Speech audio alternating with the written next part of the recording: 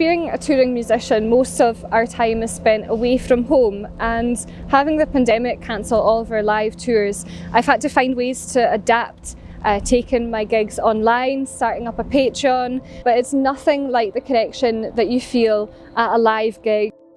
I'm a lighting designer, video designer, technician and a production manager. Within 2 weeks I lost a year's worth of work because of the pandemic, because everything had to be cancelled. A lot of artists have found that the rug's been swept from under their feet, you know.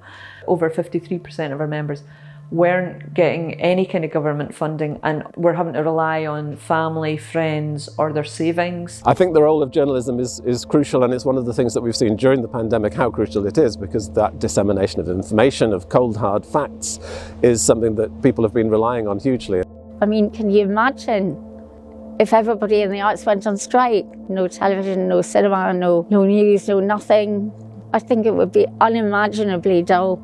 It can be really lonely and isolating actually as a writer, because quite often you're sat at your desk working by yourself, and to know that you're being heard, and not just heard but represented, is really, really vital. For workers who are more isolated, I think being part of a trade union can really provide some of that network, especially with the pandemic, when we are probably going to see a resurgence of attempts to exploit workers who are self-employed. Being part of a trade union is that collective solidarity. As individuals, it's quite hard to fight your corner, but when there's a lot of us, you've got much more kind of collective power. There are only a very few people who earn a lot of money out of this business, so we're not in it for the money. But we expect to be paid, we expect to be valued, and we're not going to do it for nothing.